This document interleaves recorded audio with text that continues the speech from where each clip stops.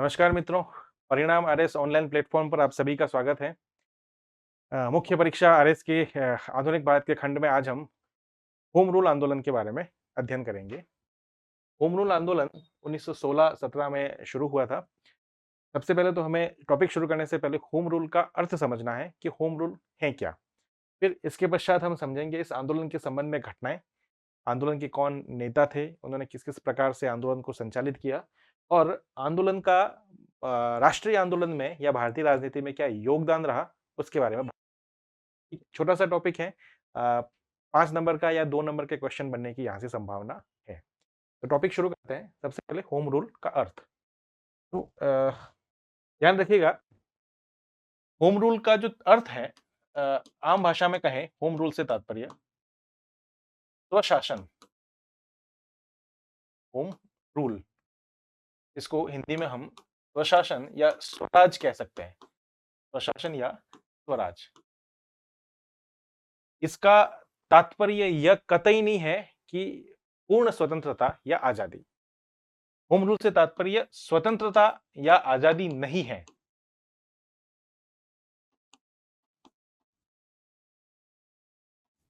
यह हमें ध्यान रखना है। होम रूल का तात्पर्य केवल इतना है कि प्रशासन में भारतीयों को शामिल किया जाए।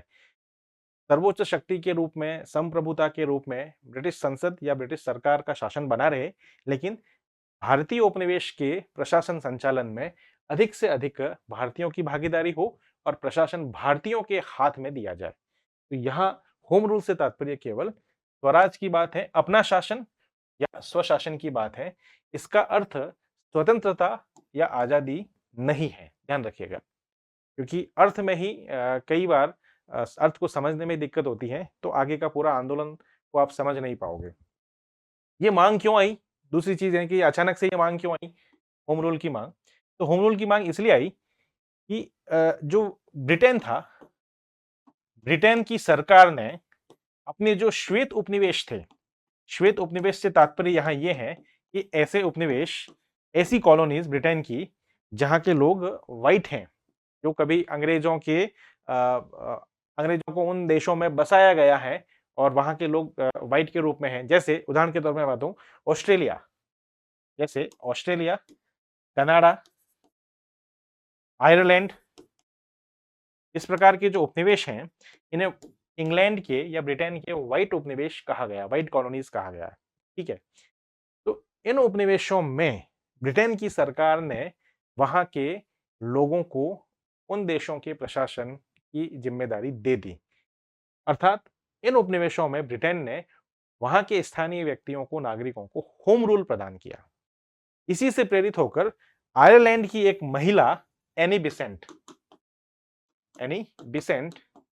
जो आयरलैंड की मूलतः आयरलैंड की है लेकिन कई समय से भारत में है, थियोसॉफिकल सोसाइटी से जुड़ी हुई है। जब हमने समाज एवं धर्म सुधार आंदोलन पढ़ा था, तब हमने बात की थी कि एनी बिसेंट थियोसॉफिकल सोसाइटी से जुड़ी हुई थी, वह भारत में आई और इस थियोसॉफिकल सोसाइटी की अध्यक्ष भी बनी और उन्होंने भारतीय राजनीति में भी कदम रखा। हम देखेंगे कि आगे चलकर 1917 में ही एनी बिसेंट कांग्रेस के वार्षिक अधिवेशन की अध्यक्षता भी करती हैं। एनी बिसेंट, ध्यान रखिएगा। और 1917 में कांग्रेस का जो अधिवेशन हुआ, कांग्रेस अधिवेशन, और एनी बेसेंट पहली महिला है जो कांग्रेस की अधिवेशन की अध्यक्षता करती है। तो राजनीति से भी जुड़ी हुई है, थियोसॉफिकल सोसाइटी जैसी समाज धर्म सुधार की संस्था से भी जुड़ी हुई है, कई वर्षों से भारत में है। मूलतः एनी बेसेंट आयरलैंड की महिला थी। जब एनी बेसेंट को ऐसी खबर मिली कि ब्रिटेन की सरकार ने उनके देश, जो ब्रिटेन का उपनिवेश है आयरलैंड, वहां होम रूल प्रदान कर दिया है, तो इस आधार पर एनी बेसेंट ने भारतीयों को भी होम रूल देने की मांग रखी।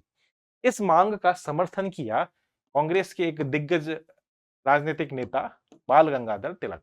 तिलक ने भी इस मांग को उठाया। ठीक है, कि जैसे आपने अपने श्वेत उपनिवेशों को स्वशासन दिया है, स्वराज दिया है, ठीक है, उसी प्रकार भारतीयों को भी स्वराज दिया जाए। इसी मांग को लेकर के होम रूल आंदोलन की शुरुआत हुई 1916 में। शुरुआत करने वाले एनी बेसेंट और बाल गंगाधर तिलक थे। ये पूरा आपका बैकग्राउंड आपको ध्यान रखना है।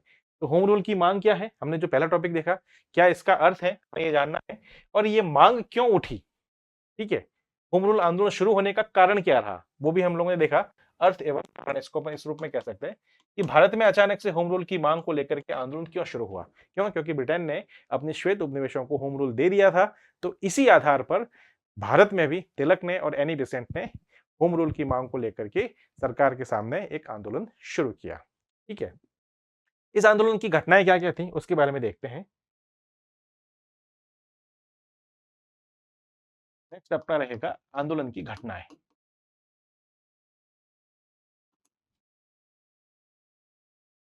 ध्यान ये रखिएगा कि जब ये होम रूल की मांग को लेकर के आंदोलन शुरू किया गया एनी बेसेंट और बाल गंगाधर तिलक द्वारा, तो दोनों ने ही, हालांकि दोनों के उद्देश्य एक हैं, दोनों ही सरकार के सामने ये मांग रख रहे हैं कि भारतीयों को भी स्वराज दिया जाए।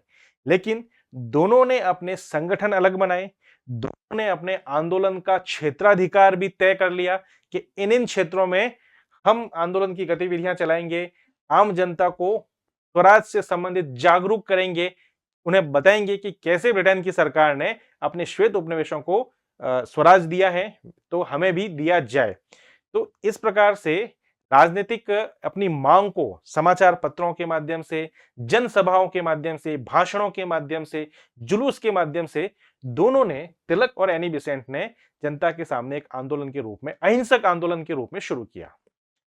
लेकिन दोनों के संगठन अलग थे, दोनों के क्षेत्र अलग थे, दोनों ने अलग-अलग क्षेत्रों में आंदोलन को चलाया।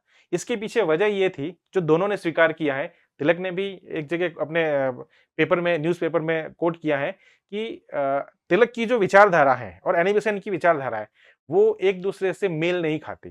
ठीक है? भले ही उनके उद्देश्य सेम है और इसीलिए तिलक के जो अनुयायी हैं, वो एनी बेसेंट को पसंद नहीं करते और एनी बेसेंट के कुछ अनुयायी हैं, वो तिलक को पसंद नहीं करते। तो दोनों अगर एक कॉमन मांग को लेकर के साथ में मिलकर काम करेंगे, तो हो सकता है कि उनके अनुयायी आपस में ही संघर्ष में उलझ जाए। तो अच्छा ये होगा कि दोनों ही अपने-अपने तरीकों से, अपनी-अपनी विचारधारा से अपना एक क्षेत्र विभाजन कर ले, अपने संगठन का एक ढांचा अलग तैयार कर ले और होम रूल की मांग को जनता के सामने रखे, सरकार के सामने रखे। तो यही वजह थी कि मांग एक होते हुए भी, उद्देश्य एक होते हुए भी, दोनों ही नेताओं ने अपने संगठन अलग बनाए, होम रूल के संगठन अलग बनाए, अपने क्षेत्रों का भी एक तरह से निर्धारण कर लिया कि इन-इन क्षेत्रों में मैं आंदोलन चलाऊंगा, इन-इन क्षेत्रों में आप आंदोलन चलाइए।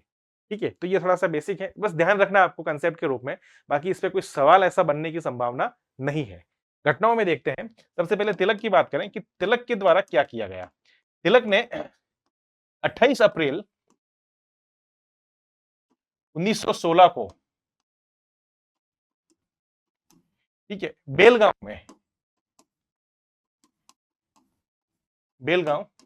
बेलगांव में होम रूल लीग की स्थापना की।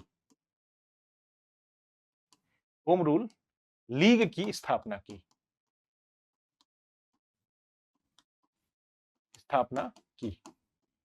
और इसका, होम रूल लीग का मुख्यालय भी बेलगांव को बनाया। मुख्यालय ये कर्नाटक महाराष्ट्र बॉर्डर पर था, बॉर्डर पर है, अभी भी है। ठीक है? बेलगांव को केंद्र बनाते हुए तिलक ने होम रूल लीग की स्थापना की। ठीक है? इस लीग के अध्यक्ष जोसेफ बैप्टिस्टा और सचिव एनसी केलकर थे। नाम ध्यान रखिएगा, एनसी केलकर। ठीक है? तिलक इसके अध्यक्ष नहीं बने, हालांकि तिलक की होम रूल लीग की स्थापना में, उसके आंदोलन में सबसे महत्वपूर्ण की फैक्टर, एक तरह से भूमिका तिलक की थी। तो तिलक ने 28 अप्रैल 1916 को बेलगांव में होम रूल लीग की स्थापना की, जो तिलक की होम रूल लीग कहलाती है। इसके अध्यक्ष जोसेफ बैप्टिस्टा बने और सचिव एनसी केलकर को बनाया। तिलक ने जो होम रूल लीग की स्थापना की, उसकी कुल 6 शाखाएं थी। ठीक है? तिलक ने शाखाओं की संख्या कम रखी, हालांकि उनके द्वारा जो होम रूल लीग का गठन किया गया, 6 शाखाएं, वो संगठनात्मक दृष्टि से काफी मजबूत थी। तो तिलक की होम रूल लीग की शाखाएं कम हैं, लेकिन उनका संगठनिक ढांचा मजबूत है। ठीक है? तिलक का जो क्षेत्र था, होम रूल लीग का क्षेत्र, वह क्षेत्र भी आपको ध्यान रखना है कि किन किन क्षेत्रों में इन्होंने होम रूल की मांग को लेकर के आंदोलन चलाया। ठीक है, ये क्षेत्र है आपका महाराष्ट्र एक्सेप्ट बंबई, बंबई को छोड़ करके। बंबई एनी बेसेंट के पास था। महाराष्ट्र, मध्य प्रांत, कर्नाटक और बरार, बरार, इन क्षेत्रों में तिलक ने अपने होम रूल लीग का गठन किया और यहां पर आंदोलन चलाया। ठीक है, आंदोलन का स्वरूप क्या था? आंदोलन का स्वरूप था अहिंसात्मक जनसभाएं करना, राजनीतिक भाषण देना, राजनीतिक भाषण, जुलूस, अहिंसात्मक जुलूस। ठीक है, समाचार पत्रों के माध्यम से, समाचार पत्रों में लेख के माध्यम से, आर्टिकल छापकर माध्यम से आम जनता को होम रूल की मांग से अवगत कराना, होम रूल की मांग से अवगत कराना तथा सरकार पर मांग मानने के लिए दबाव बनाना, सरकार पर होम रूल की मांग स्वीकार करने के लिए, स्वीकारने हेतु दबाव बनाना। ये आंदोलन के कार्यक्रम थे। कुल मिलाकर अहिंसात्मक आंदोलन है। राजनीतिक भाषणों, जुलूस, जनसभा, समाचार पत्रों में आर्टिकल, ये सब लिख करके आम जनता को, क्योंकि आम जनता को भारत की बड़ा वर्ग आम जनता का वर्ग है, वह अशिक्षित है, राजनीतिक रूप से अगर शिक्षित भी है तो राजनीतिक रूप से जागरूक नहीं है। ठीक है, वह शासन संबंधी जानकारियां बहुत सीमित है उनकी। तो इन्होंने इन संगठनों के माध्यम से आम जनता को विभिन्न, कई बार तो नुक्कड़ नाटकों के माध्यम से जनता को संबोधित किया कि होम रूल जैसी कोई चीज होती है। ब्रिटिश सरकार ने अपने श्वेत उपनिवेशों को दिया है, भारतीयों को भी इसके लिए प्रयास करने चाहिए ताकि भारतीयों की भी भारत में अपने देश का शासन आए। भले ही ब्रिटिश सरकार सर्वोच्च स्तर पर बनाई रहे, वह अपने कानून निर्मित करती रहे, लेकिन प्रशासनिक कार्य भारतीयों के हाथ में रहे। इस प्रकार की मांगों को लेकर के आंदोलन चलाया गया और ये आंदोलन अहिंसात्मक दृष्टि से चल रहा था। तिलक ने इसके लिए कुछ समाचार पत्रों का भी योगदान किया। तिलक ने इसमें अपने समाचार पत्र भी जो पहले से चल रहे थे उनका उपयोग किया, जिसमें एक है केसरी, तिलक की चर्चित समाचार पत्र है, और एक है आपका मराठा। ध्यान रखिएगा, जो केसरी है वह मराठी भाषा में है और जो मराठा नाम है, नाम मराठा है लेकिन वो मराठी भाषा में नहीं है। याद करने का तरीका, वह आपका अंग्रेजी भाषा में, अंग्रेजी भाषा में संचालित होता था। दोनों ही समाचार पत्रों का संपादन तिलक द्वारा किया जाता था। मराठा और केसरी, जैसा नाम है वैसा गुण नहीं है, उल्टा है। नाम मराठा है लेकिन अंग्रेजी में छपता है, नाम केसरी है लेकिन आपका मराठी में छपता है। ठीक है, एक याद रखिएगा, दूसरा अपने आप याद हो जाएगा। मराठी और इंग्लिश दो का ही कंफ्यूजन रहता है।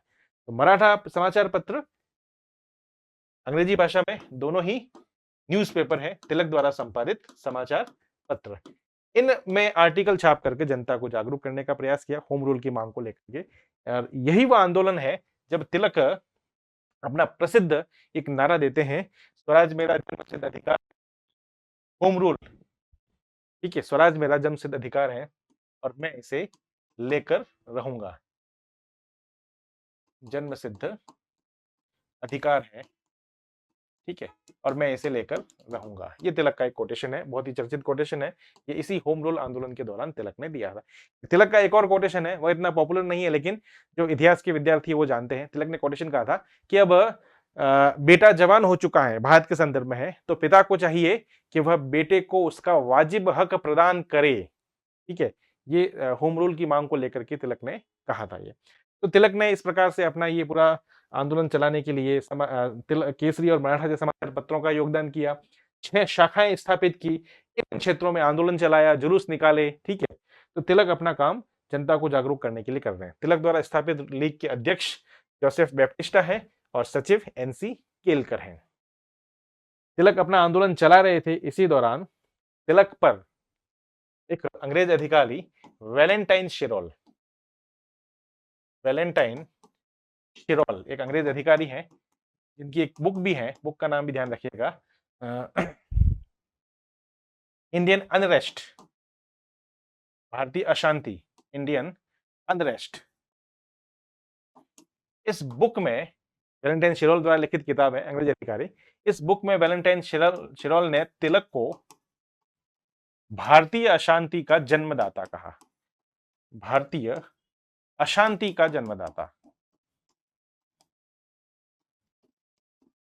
कि भारत में जो बार बार जो ये अशांति होती है, सरकार विरोधी घटनाएं होती हैं, इसमें एक मुख्य भूमिका तिलक की है। इस प्रकार से तिलक पर एक तरह से आरोप लगाया। तो तिलक ने इसको सीरियसली लिया। तिलक ने इस मुद्दे पर वैलेंटाइन शिरोल पर मानहानि का केस किया और मानहानि का केस करने के लिए वो इंग्लैंड चले गए।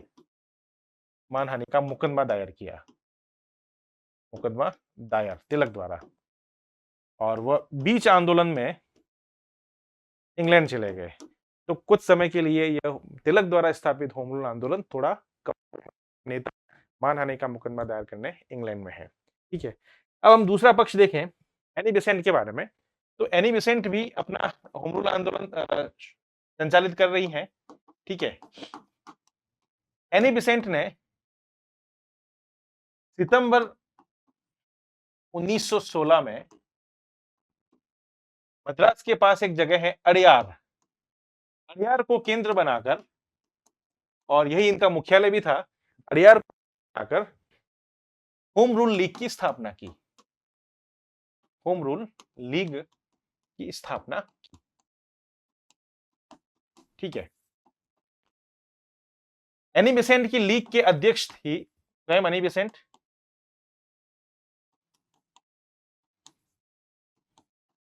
और सचिव थे, एनी बेसेंट की लीग के सचिव थे जॉर्ज अरुंडेल। आपने ये नाम सुना होगा, मैंने पिछली बार भी बताया था जॉर्ज अरुंडेल का। जॉर्ज अरुंडेल कमेटी, ये कमेटी किसने गठित की थी, किस विषय पर गठित हुई थी, याद कीजिएगा।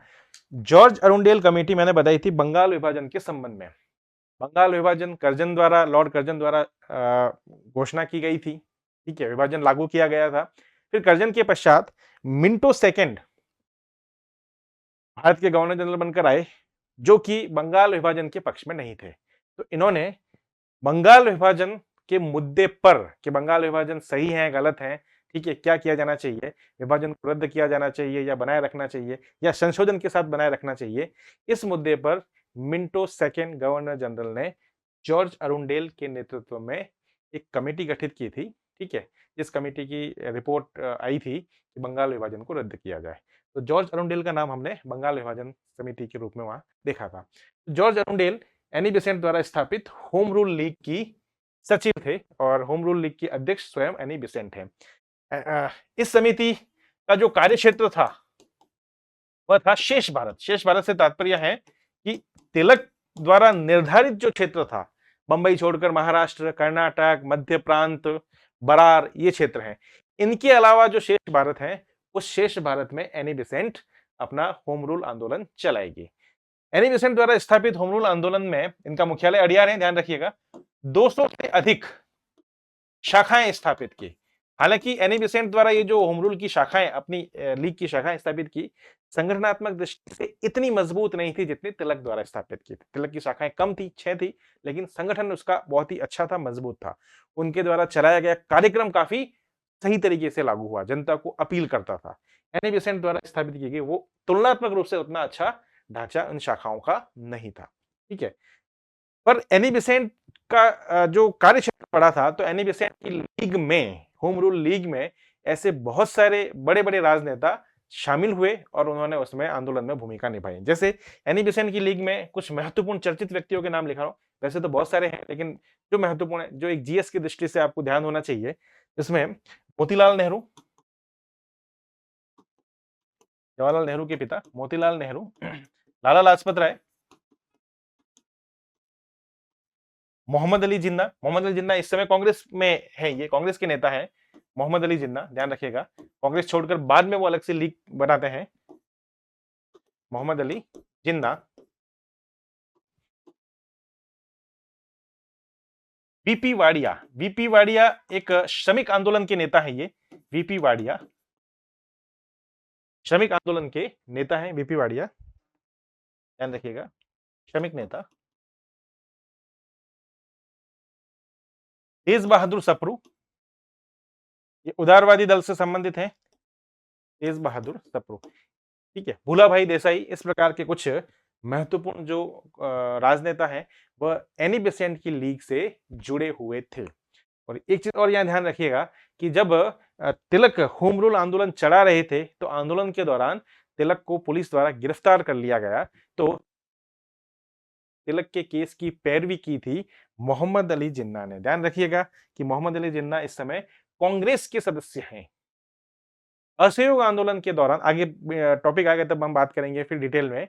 असहयोग आंदोलन के दौरान मोहम्मद अली जिन्ना किसी विषय पर मतभेद के कारण कांग्रेस छोड़कर मुस्लिम लीग के सदस्य बन जाते हैं। ठीक है, और वहीं से फिर वो धीरे धीरे सांप्रदायिक राजनीति की ओर बढ़ते चले जाते हैं। ठीक है, यहाँ एक बार हम होम रूल लीग पर फोकस करते हैं। तो एनी बेसेंट की लीग सितंबर 1916 में तिलक के पश्चात स्थापित हुई। अड़ियार, जो मद्रास के पास एक जगह है, ठीक है, थियोसॉफिकल सोसाइटी का भी केंद्र अड़ियार है, ध्यान रखिएगा, जो हमने पढ़ा था। अड़ियार में होम रूल लीग की स्थापना की। ये होम रूल लीग का मुख्यालय भी है, एनी बेसेंट द्वारा स्थापित। इसकी 200 से अधिक शाखाएं थी। क्षेत्र शेष भारत है, तिलक की क्षेत्र को छोड़ करके बचा हुआ शेष भारत। ठीक है, अध्यक्ष एनी बेसेंट स्वयं है। जॉर्ज अरुंडेल इस सचिव हैं होम रूल लीग के। और ये कुछ महत्वपूर्ण चर्चित जो राजनेता हैं, मोतीलाल नेहरू, लाला लाजपत राय, मोहम्मद अली जिन्ना, तेज बहादुर सप्रू, वीपी वाडिया, भूलाभाई देसाई आदि, ये एनी बेसेंट की लीग के सदस्य हैं और उसमें सक्रिय रूप से आंदोलन में भाग ले रहे हैं। एनी बेसेंट ने भी 2 समाचार पत्रों का योगदान इस होम रूल की मांग को लेकर के योगदान दिया। 2 समाचार पत्र जो एनी बेसेंट द्वारा संपादित थे, एक है न्यू इंडिया, ठीक है, और दूसरा समाचार पत्र था आपका कॉमन वील। इनका संपादन एनी बेसेंट करती थी। दोनों ही अंग्रेजी भाषा में है और इनके माध्यम से आर्टिकल लिखकर जनता को जागरूक करने का काम एनी बेसेंट द्वारा किया गया कि हमें होम रूल क्यों मिलना चाहिए, होम रूल क्या है। ठीक है, एनी बेसेंट ने किया। अब यहाँ कुछ घटनाएं ऐसी हुई कि मद्रास सरकार ने, क्योंकि मद्रास इनका गढ़ था तो मद्रास में आंदोलन चला रहे थे, मद्रास सरकार ने एनी बेसेंट आंदोलन के दौरान Annie Besant, Arundale, George Arundale और वीपी वाडिया जैसे कुछ नेताओं को जेल में डाल दिया, गिरफ्तार किया और उन्हें जेल में डाल दिया। ठीक है, तो आंदोलन लगभग साल भर चलता रहा, अहिंसक रूप से है। जगह जगह जनसभाएं हो रही हैं, जुलूस निकल रहा है, कह सकते हैं कि समाचार पत्रों में पेम्पलेट के माध्यम से जनता को जागरूक किया जा रहा है, दोनों ही तरीकों से। पर जब Annie Besant, George Arundale, VP Wadia, इनको मद्रास पुलिस ने गिरफ्तार कर जेल में डाल दिया तो यहाँ भी थोड़ा आंदोलन कमजोर पड़ गया। तिलक अपने क्षेत्र में आंदोलन को सशक्त रूप से बनाए रखे हुए हैं, लेकिन जब वो मानहानि का मुकदमा करने इंग्लैंड चले गए तो नेता की अनुपस्थिति में आंदोलन थोड़ा सा बिखराव का रूप लेता है। इसी समय अगस्त 1917 की घटना है। भारत सचिव, जो ब्रिटेन की सरकार, भारत मंत्री कह सकते हैं, ब्रिटेन की कैबिनेट के एक मंत्री हैं जिसके पास भारत संबंधी मामलों को देखने का विभाग रहता है, भारत सचिव के नाम से जाना है। भारत सचिव मॉन्टेग्यू ने एक घोषणा की, जो मॉन्टेग्यू घोषणा के नाम से जाना जाता है। ठीक है, अगस्त 1917 में मॉन्टेग्यू घोषणा की। इसमें स्पष्ट रूप से उन्होंने घोषणा की कि भारतीय उपनिवेश को ब्रिटिश सरकार क्रमिक रूप से उत्तरदायी शासन प्रदान करेगी। न तो कोई डेडलाइन दी इसमें कि इस तारीख तक, इतने वर्ष में, 2 वर्ष में, 5 वर्ष में, 7 वर्ष में भारतीयों को शासन या सत्ता अपना प्रशासन हाथ में देगी, ऐसी कोई डेडलाइन नहीं थी। लेकिन स्पष्ट रूप से इसमें कहा गया, भारत सचिव जो मॉन्टेग्यू है उन्होंने घोषणा की अगस्त 1917 में, जिसको मॉन्टेग्यू घोषणा कहा गया। ठीक है। इस पर 2 नंबर का क्वेश्चन आ सकता है मोंटेग्यू घोषणा के संबंध में। ये घोषणा ये थी कि ब्रिटिश सरकार भारत अपने भारतीय उपनिवेश को क्रमिक रूप से स्टेप बाय स्टेप, ठीक है, प्रशासन में भागीदारी प्रदान करता रहेगा। यहां निश्चित कोई आश्वासन नहीं था। बस इस मोंटेग्यू घोषणा के आधार पर जब मोंटेग्यू की घोषणा हुई, तो इस घोषणा के बाद एनी बेसेंट जो जेल में है, ठीक है, उन एनी बेसेंट ने मोंटेग्यू घोषणा का समर्थन कर दिया।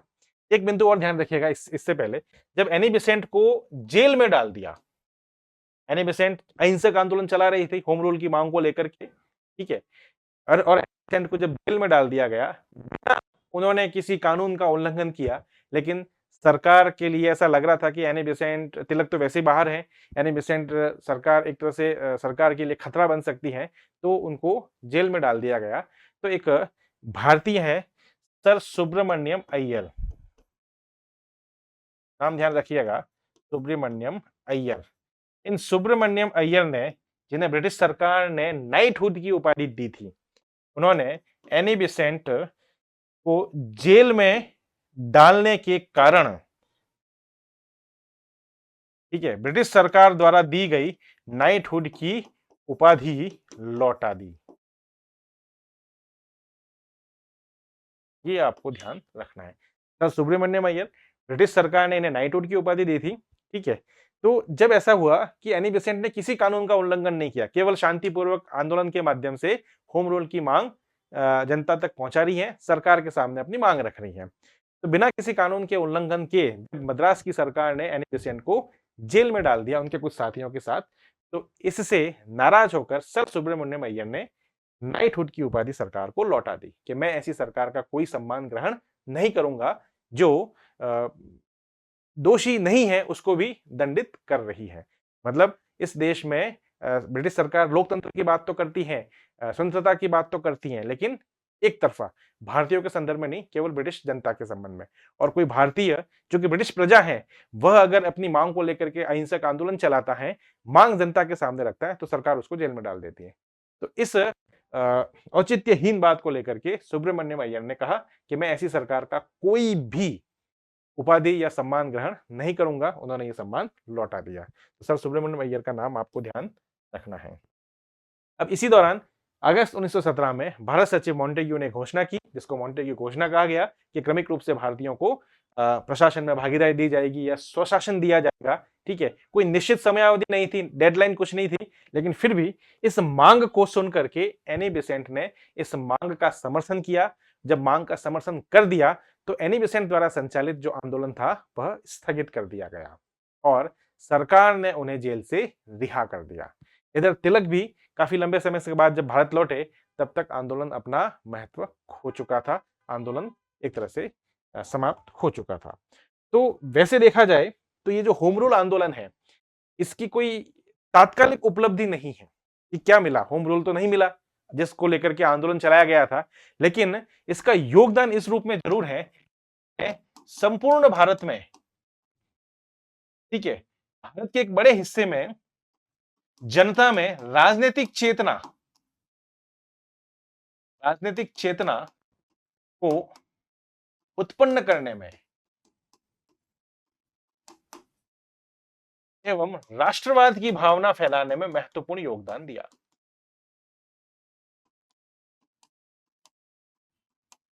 फैलाने में उनका योगदान है। कहने का मतलब यह है कि तात्कालिक दृष्टि से तो होम रूल नहीं मिला। जैसे ही मोंटेग्यू घोषणा हुई अगस्त 1917, ठीक है, एनी बेसेंट जो जेल में थी, उन्होंने मोंटेग्यू घोषणा का समर्थन किया और कहा कि सरकार ने हमारी मांग मान ली है, सरकार दे देगी, कह रही है तो दे ही देगी। तो अब आंदोलन का कोई औचित्य नहीं बनता। धीरे धीरे एनी बेसेंट का आंदोलन समाप्त होता गया। सरकार ने भी एनी बेसेंट को जेल से रिहा कर, उनके साथियों को जेल से रिहा कर दिया। तो तात्कालिक रूप से तो ऐसा कोई होम रूल जैसा हमें भारतीयों को प्राप्त नहीं हुआ, ठीक है, तात्कालिक रूप से। लेकिन एक महत्वपूर्ण योगदान यह है कि इस होम रूल आंदोलन से, चाहे वह तिलक के नेतृत्व में शुरू हुआ हो, चाहे एनी बेसेंट के नेतृत्व में शुरू हुआ हो, इस आंदोलन के माध्यम से भारतीय जनता को राजनीतिक रूप से जागरूक किया गया, उनमें राष्ट्रवाद की भावना का विकास किया गया। इसी का नतीजा, इसी का लाभ आगे गांधी जी के आंदोलनों में मिला, क्योंकि जब गांधी जी का भारतीय राजनीति में पदार्पण होता है, जब वे जन आंदोलन का नेतृत्व करती है, तब तक उनके सम्मुख एक परिपक्व जनता खड़ी थी, जो राजनीतिक रूप से जागरूक है। तो जो पहले के आंदोलन हैं, चाहे वो बंगाल विभाजन विरोधी आंदोलन हो, जिसको स्वदेशी आंदोलन नाम दिया गया, पिछले क्लास में हमने देखा था, चाहे होम रूल जैसा आंदोलन हो, ठीक है? तो ये जो आंदोलन है, भले ही ये तात्कालिक रूप से सफल नहीं हुए, लेकिन इन्होंने भारतीय जनता को राजनीतिक रूप से जागरूक करने, उनमें राष्ट्रवाद की भावना तैयार करने में, विकसित करने में महत्वपूर्ण योगदान दिया। इसी का नतीजा था कि जब गांधी जी का भारतीय राजनीति में पदार्पण हुआ और जब गांधी जी जन आंदोलन चलाने के लिए तैयार हुए, तो उन्हें एक परिपक्व जनता मिली। या हम यूं कह भी सकते हैं कि जब जनता जो है वह राजनीतिक रूप से परिपक्व हुई, आंदोलन चलाने के योग्य हुई, तब गांधी जी ने जन आंदोलन का दौर शुरू किया। और उसी क्रम में हम लोग देखते हैं असहयोग आंदोलन, सविनय अवज्ञा आंदोलन जैसे बड़े आंदोलन, ठीक है, जिसमें जन आंदोलन की महत्वपूर्ण भूमिका रही, भारत छोड़ो आंदोलन, ठीक है। तो ये बिना योगदान के इनका भी ऐसा नहीं है। अगर इस पर अगर कोई बड़ा क्वेश्चन बनता है, तो हमें एक लाइन में इस पर होम रूल आंदोलन के योगदान की चर्चा जरूर करनी है। इस आंदोलन को भले ही तात्कालिक रूप से असफल रहा, लेकिन राजनीतिक चेतना के विकास, राष्ट्रवाद की भावना के विकास में, औपनिवेशिक शासन के विरुद्ध जो राष्ट्रवाद की भावना का विकास हुआ, इसमें इस होम रूल आंदोलन की महत्वपूर्ण भूमिका थी। ठीक है ना? और अब ये जो मॉन्टेग्यू घोषणा थी, मॉन्टेग्यू घोषणा के आधार पर ही, जो अगस्त 1917 में आई थी, मॉन्टेग्यू घोषणा के आधार पर ही ब्रिटिश संसद ने, इसी घोषणा को आधार बनाकर ब्रिटिश संसद ने 1919 का एक्ट पारित किया। 1919 ईस्वी का एक्ट, अधिनियम पारित किया, जिसे भारत सचिव मॉन्टेग्यू और भारत के गवर्नर जनरल चेम्सफोर्ड के नाम पर भी जाना जाता है। मॉन्टेग्यू चेम्सफोर्ड सुधार अधिनियम, इस नाम से भी जाना जाता है। मॉन्टेग्यू चेम्सफोर्ड सुधार अधिनियम, ठीक है।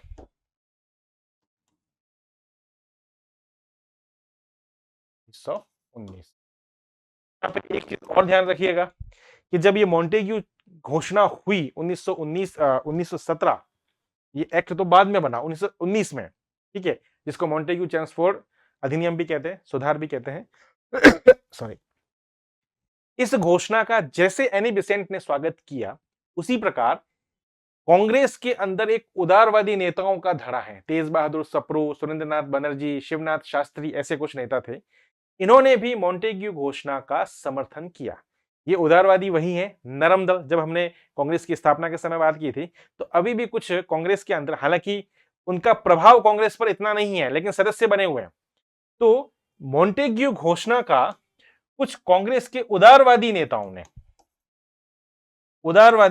ने समर्थन किया, एनी बेसेंट की तरह, ठीक है, समर्थन किया।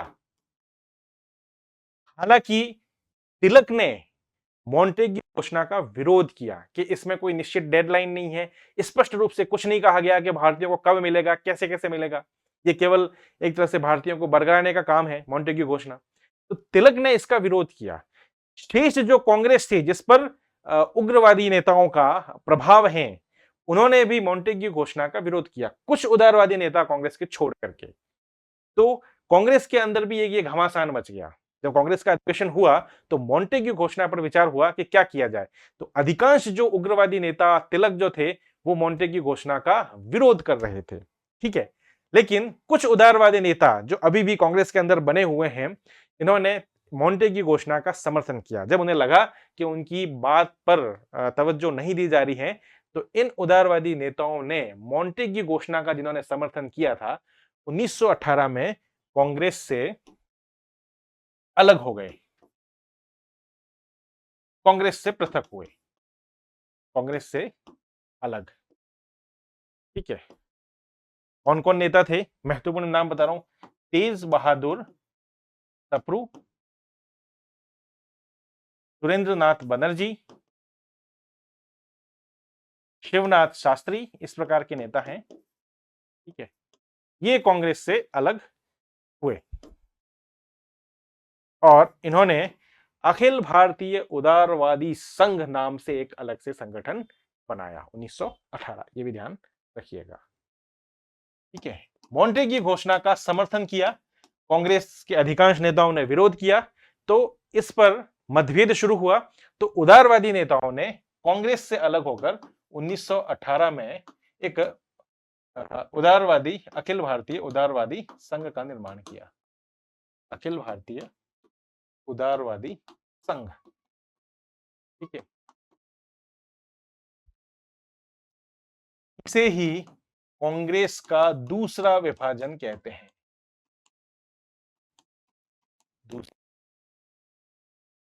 हमने देखा था 1907 में सूरत अधिवेशन में, जब उदारवादियों ने उग्रवादी नेताओं को, गरम दल के नेताओं को कांग्रेस से बाहर कर दिया था। हालांकि एनी बेसेंट और तिलक के प्रयासों से 1917 में वो उग्रवादी वापस कांग्रेस में शामिल हो चुके हैं। हम लोग देख चुके हैं 1917 का 1916 का लखनऊ अधिवेशन। ठीक है, तो 1916 में वो फिर से अंबिका चरण मजूमदार इसके अध्यक्ष थे लखनऊ अधिवेशन के, तो इसमें उग्रवादी कांग्रेस फिर शामिल हो गए। दूसरा विभाजन हुआ 1918 में मॉन्टेग्यू घोषणा के समर्थन और विरोध को लेकर के कुछ बचे हुए उदारवादियों ने कांग्रेस से अलग हो गए। उन्होंने राष्ट्रीय उदारवादी संघ की स्थापना की, फिर आगे चलकर वह अखिल भारतीय उदारवादी संघ के रूप में जाना गया। ठीक है, ये कांग्रेस के अंतर्गत दूसरा विभाजन माना जाता है। क्यों हुआ विभाजन? मॉन्टेग्यू घोषणा का समर्थन कर। तो यहां जाकर आपका ये टॉपिक कंप्लीट होता है होम रूल आंदोलन को लेकर के। ठीक है, मेरे हिसाब से आपको सब चीजें समझ में आ गई होगी, जिसमें लिखने का ज्यादा स्कोप नहीं है। मोटी मोटी बातें आपको ध्यान रखनी है। होम रूल का तात्पर्य क्या है, ठीक है, क्यों ये आंदोलन शुरू हुआ, तो हमें बताना है कि भाई ये विदेशों में भी ब्रिटिश सरकार ने जब ये श्वेत उपनिवेशों को दिया, तो भारत में भी तिलक ने और एनी बेसेंट ने इस मांग को उठाया। ठीक है, फिर घटनाएं या इनके कार्यक्रम क्या थे? अहिंसक कार्यक्रम था, जनसभा, अहिंसात्मक रूप से जनसभाएं करना, आंदोलन चलाना, जुलूस चलाना। ठीक है, इस प्रकार के कार्यक्रम थे। समाचार पत्रों के माध्यम से जनता को जागरूक करना और सरकार पर दबाव बनाना होम रूल के लिए। दोनों के अलग अलग संगठन है, तिलक की अलग लीग है, एनी बेसेंट की अलग लीग है, उनके अध्यक्ष वगैरह ध्यान रखिएगा, क्षेत्र ध्यान रखिएगा कहां का क्षेत्र था। ठीक है, और समाचार पत्र जिनके माध्यम से इन्होंने किया, तिलक का कोटेशन ध्यान रखिएगा, स्वराज मेरा जन्मसिद्ध अधिकार है। ठीक है, home rule is my right birth. ठीक है, तो इन सब चीजों को आपको ध्यान रखना है। फिर योगदान ध्यान रखिएगा, क्यों ये असफल रहा, मॉन्टेग्यू घोषणा इसका बहुत बड़ा रोल है। मॉन्टेग्यू घोषणा की वजह से सुब्रमण्यम अय्यर का नाम ध्यान रखिएगा, जिन्होंने एनी बेसेंट को जेल में डालने पर नाइटहुड की उपाधि सरकार को लौटा दी। और योगदान महत्वपूर्ण रूप से ध्यान रखिएगा, मॉन्टेग्यू घोषणा के आधार पर 1918 में जो कांग्रेस का दूसरा विभाजन हुआ, उसका भी नाम ध्यान में रखिएगा। राष्ट्रीय उदारवादी संघ पहले नाम था, आगे चलकर इसका नाम अखिल भारतीय उदारवादी संघ कर दिया गया। ठीक है, यहां जाकर आपका टॉपिक ये होम रूल लीग का कंप्लीट होता है। तो आज की क्लास में इतना ही। अगली क्लास में हम एक महत्वपूर्ण टॉपिक की ओर बढ़ेंगे, जो पूरे राष्ट्रीय आंदोलन का, आधुनिक भारत का सबसे महत्वपूर्ण टॉपिक है, जहां से प्रश्न बनने की संभावनाएं ज्यादा है और चरणबद्ध रूप से इसको देखेंगे, काफी बड़ा टॉपिक भी है। वह आपका टॉपिक है गांधीवादी चरण। तो गांधीवादी चरण की शुरुआत करने से पहले थोड़ा सा हम गांधी जी का परिचय देखेंगे, भारतीय राजनीति में आने से पूर्व का जो बैकग्राउंड है उनका वो देखेंगे, वहां पर भी उन्होंने दक्षिण अफ्रीका रहते हुए क्या क्या काम किए उसके बारे में बात करेंगे, कौन सी संस्थाएं स्थापित की, समाचार पत्र कुछ चलाए हैं तो उनके बारे में, उन घटनाओं के बारे में बात करेंगे। फिर उनके क्षेत्रीय आंदोलन के बारे में बात करेंगे, छोटे छोटे 3 क्षेत्रीय आंदोलन हुए, चंपारण सत्याग्रह, अहमदाबाद मिल मजदूर आंदोलन, खेड़ा सत्याग्रह। फिर जो अखिल भारतीय स्तर का जो बड़ा आंदोलन वो शुरू करते हैं। तो ऐसे स्टेप बाय स्टेप हम आगे बढ़ते रहेंगे। अगला जो टॉपिक है वो काफी महत्वपूर्ण रहने वाला है, गांधीवादी चरण। तो आज के लिए इतना ही। धन्यवाद।